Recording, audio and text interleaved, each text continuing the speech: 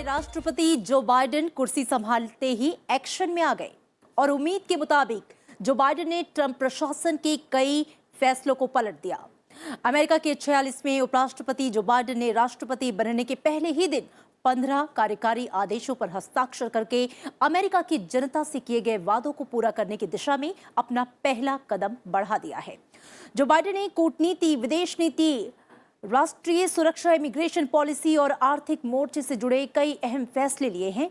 इन आदेशों में पेरिस जलवायु परिवर्तन समझौते में दोबारा शामिल होने, WHO से अमेरिका को बाहर होने से रोकने, कुछ देशों के लोगों की यात्रा पर लगे प्रतिबंध को हटाने और मेक्सिको सीमा पर बन रही दीवार को तत्काल रोकने के साथ ही स्वास्थ्य और अर्थव्यवस्था के मोर्चे से जुड़े कई अहम फैसले शामिल हैं।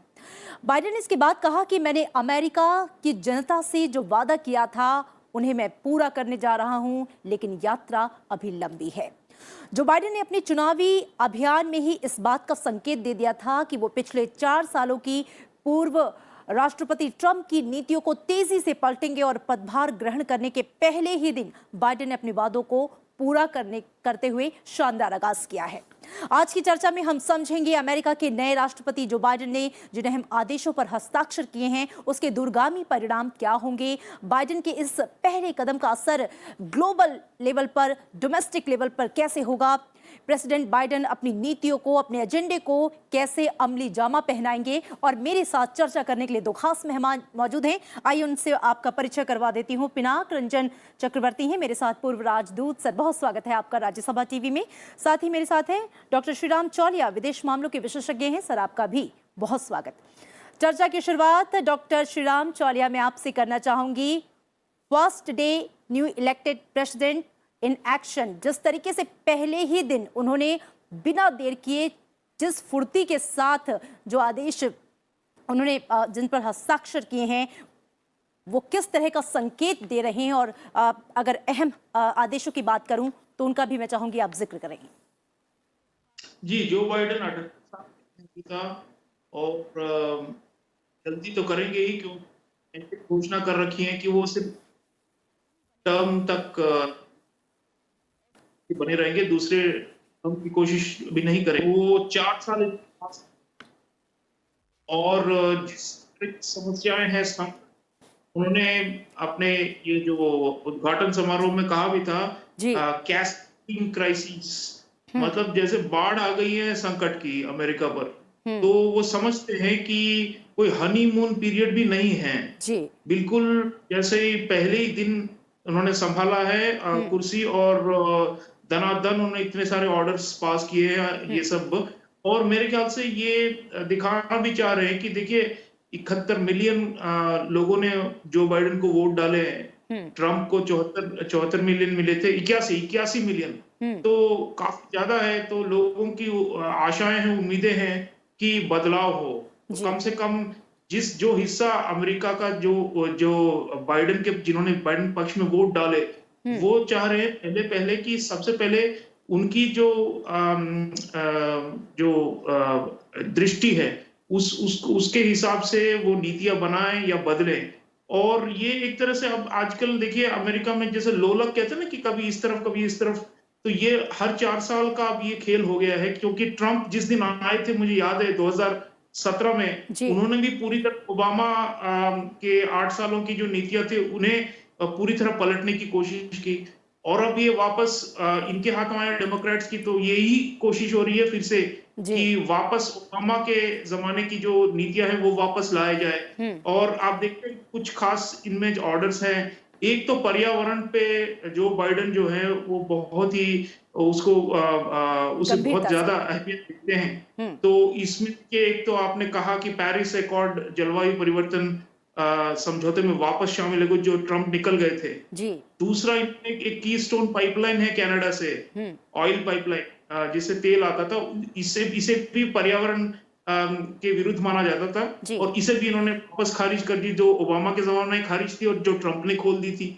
तो देखिए वही लोलक चल रही है। और दूसरा, इन्होंने कोविड महामारी तो है ही, जो सबसे बड़ी समस्या अमेरिका की अभी, उस पर भी एक तरह से पहली बार एक फेडरल लेवल जो कहते हैं ना कि कि केंद्रीय सरकार की तरफ से एक मास्क मैंडेट कि पहले तो ट्रंप ने तो मतलब खुली छूट दे दी थी लोगों को, कोई ऐसे कोई कायदे कानून थे ही नहीं बिल्कुल पिछले 1 साल, जिसकी वजह से आप देखिए 4 लाख मौतें हो चुकी हैं जी। अमेरिका। तो ये भी इसकी रोकथाम के लिए मेरे ख्याल से बाइडेन दिखाना चाहते हैं कि एक राष्ट्रपति है जो रोकना चाहता है इसे, किसी भी हालत में इसे काबू में लाना चाहते हैं, तो जी। ये दिखाने जा रहे हैं। और तीसरा, इन्होंने वर्ल्ड हेल्थ ऑर्गेनाइजेशन WHO में भी वापसी की है। जी। तो आप पेरिस क्लाइमेट अकॉर्ड और WHO इन दोनों को अगर मिलाकर देखें एक तरफ, तो ये भी संकेत दे रहे हैं कि जो बहुपक्षीय जो संस्थाएं थी, जी। अंतरराष्ट्रीय संस्थाएं, हम्म। उनको उनकी अनदेखी की थी ट्रंप ने। एक तरह से ट्रंप ने उन्हें तोड़ने की कोशिश की, क्योंकि ट्रंप की जो विचारधारा बिल्कुल उदार खेमे के विपक्ष में थी, विरुद्ध थी। तो अब जो है बाइडेन वापस उसी ट्रैक में आना चाह रहे हैं जो लिबरल इंटरनेशनलिज्म जो हम कहते हैं। तो इसका ये एक हिस्सा होता है कि अंतरराष्ट्रीय संस्थाओं को मजबूत किया जाए। तो अमेरिका एक तरह से वापसी भी करने की कोशिश कर रहा है, क्योंकि ट्रंप के 4 सालों में कई लोग मायूस हो गए थे कि अमेरिका जो नेतृत्व लेता था पहले अंतरराष्ट्रीय संस्थाओं की, उससे मुकर गया है। जी। तो अब ये एक तरह से वापसी दिखाना चाह रहे हैं। और आखिरी में कहूंगा कि प्रवास के ऊपर उन्होंने बहुत सारे ऑर्डर्स दे दिए हैं पहले ही दिन, और ये भी उनकी उदारवादी विचारधारा के हिसाब से है।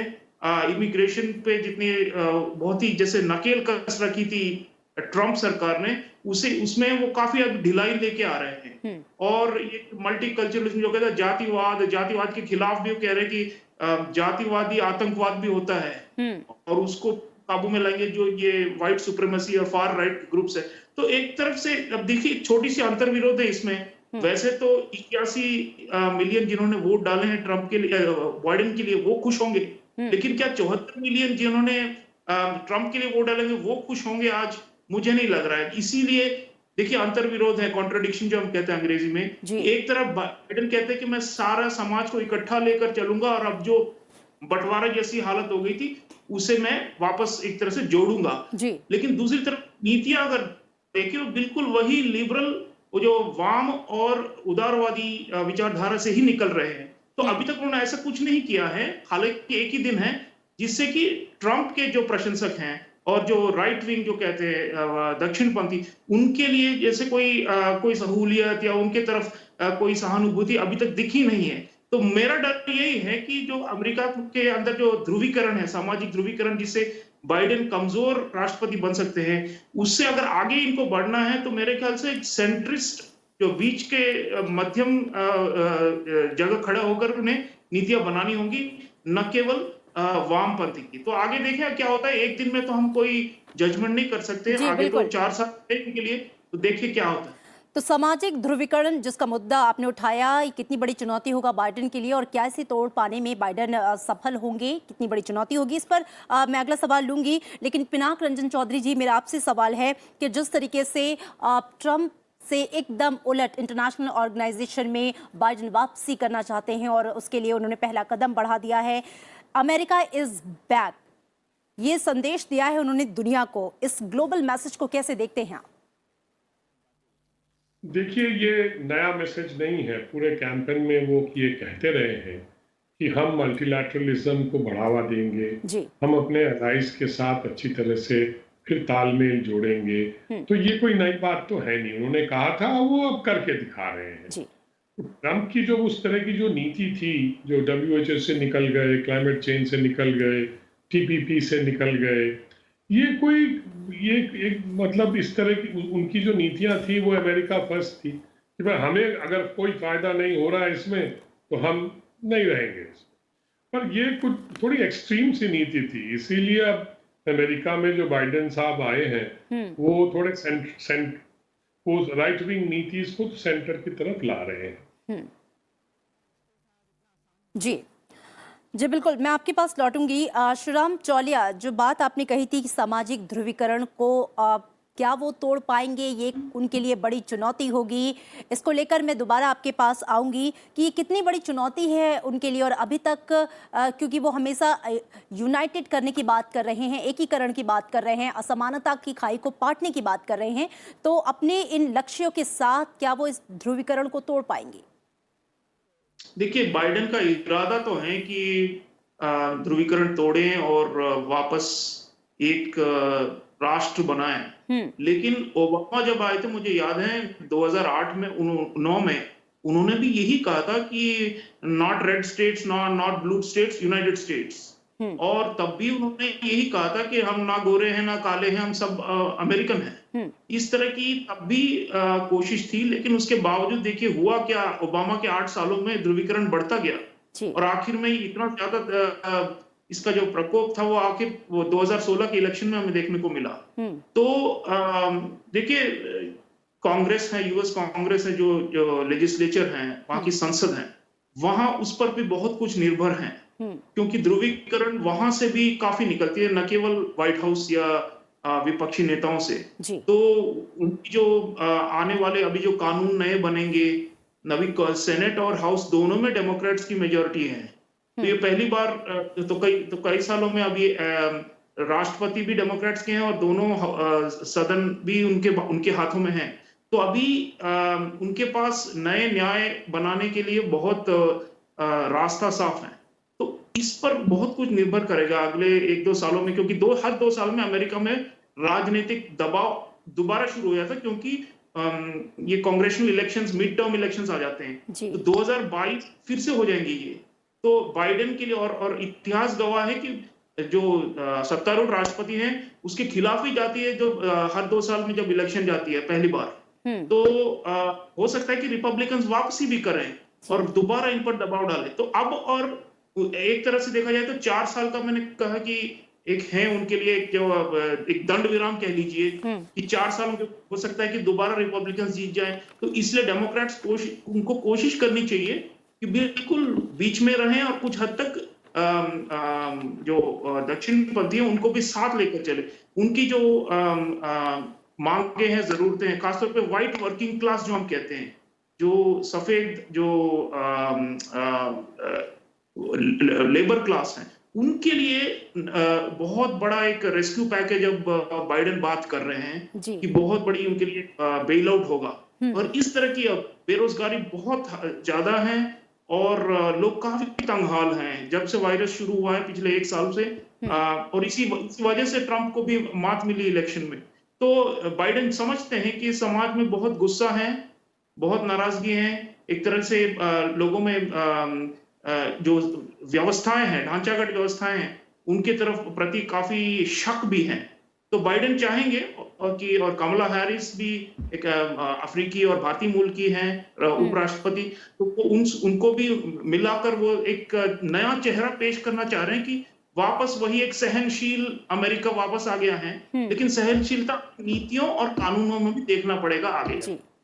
जी बिल्कुल, ये सारी चीज़ें सामने आगे देखने वाली होंगी। पिनाक रंजन जी, आपसे अगला सवाल मेरा ये है, जिस राजनीतिक दबाव की बात चौले साहब कर रहे थे, चूंकि बाइडेन ने भी इन आदेशों पे हस्ताक्षर करने के बाद कहा कि मैंने जनता से किए वादों को पूरा करने की दिशा में कदम बढ़ा दिया है, लेकिन यात्रा जो है वो अभी लंबी है।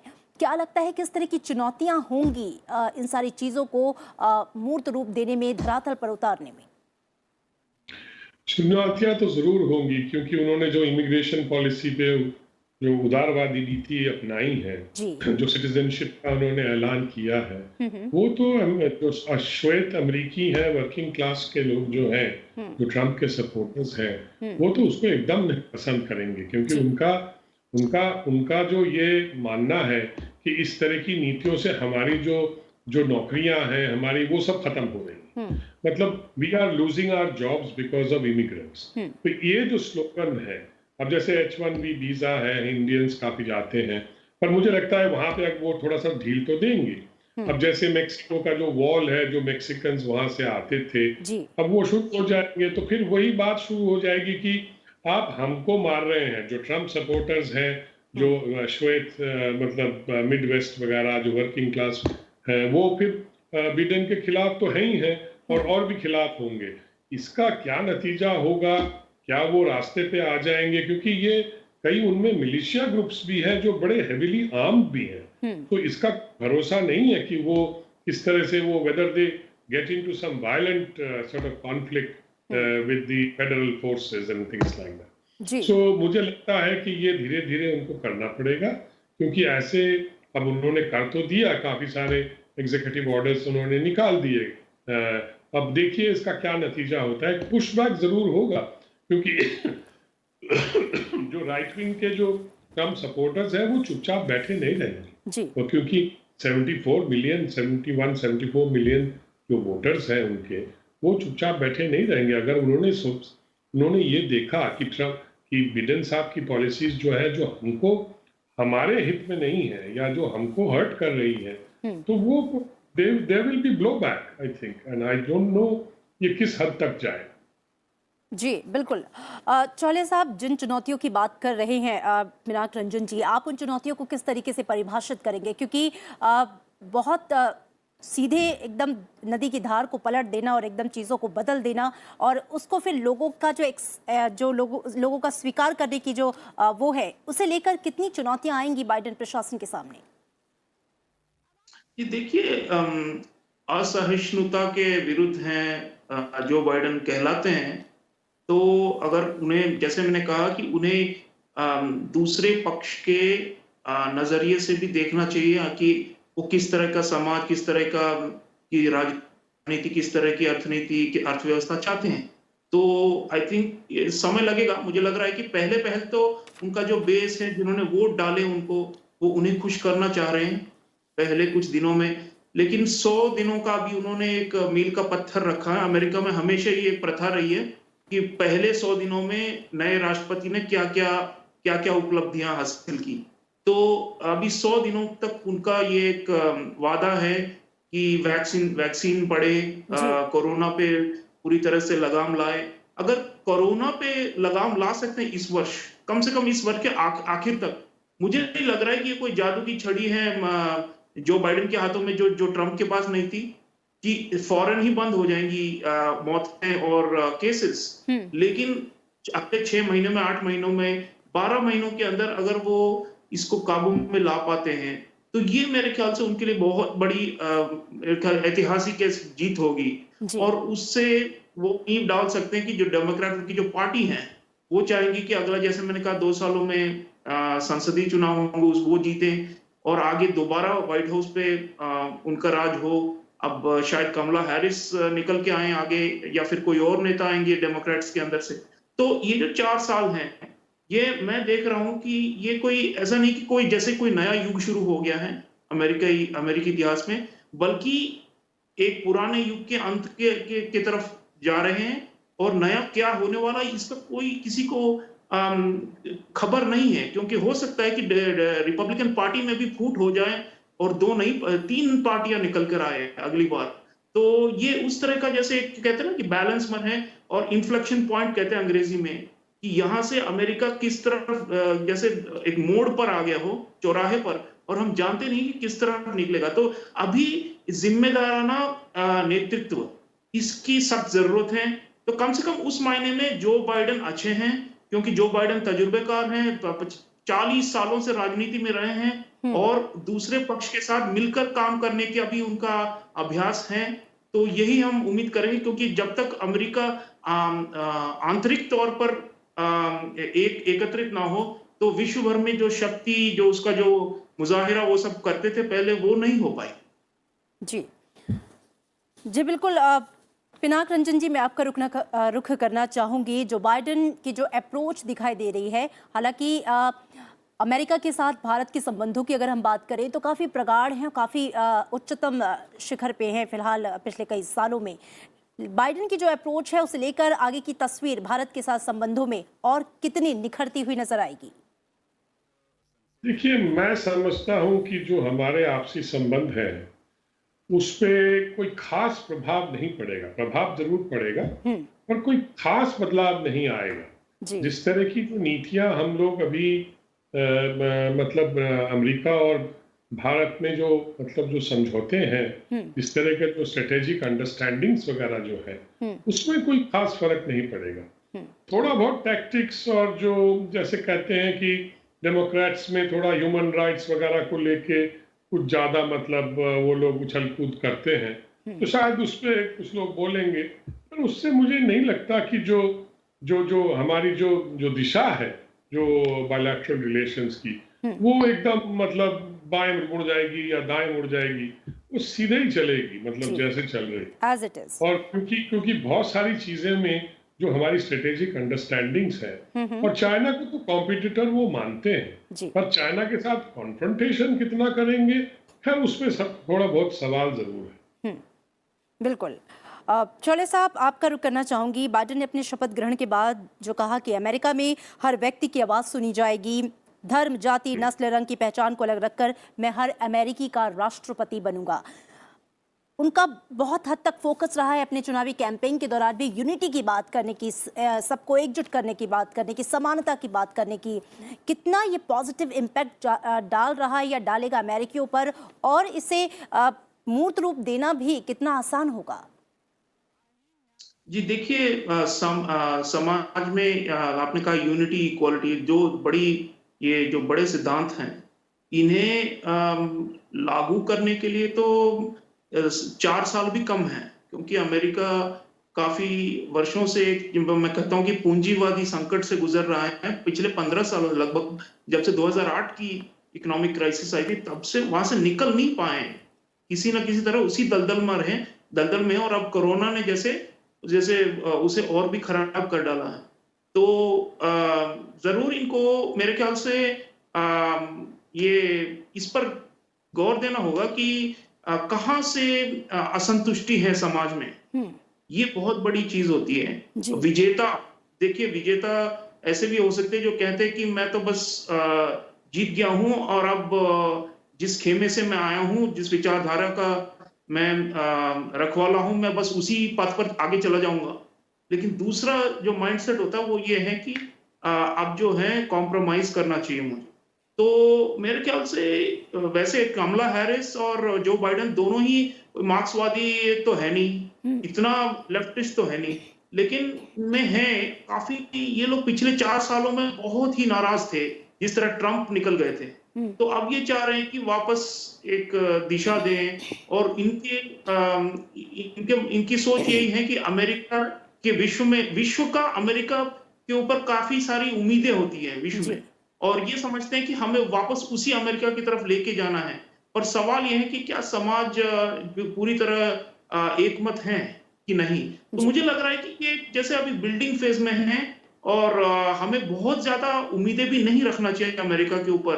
फिलहाल जो इनकी जो घरेलू समस्या इतनी ज्यादा हैं, तो कुछ हद तक ये एग्जीक्यूटिव ऑर्डर्स वगैरह तो पास कर दिए, लेकिन आगे वैश्विक जो किरदार है यूएसए का, वो जो एक जमाने में हुआ करती थी, जो महाशक्ति हुआ करती थी, जो सिर्फ एक ही महाशक्ति हुआ करती थी, अब वो बात नहीं रही है।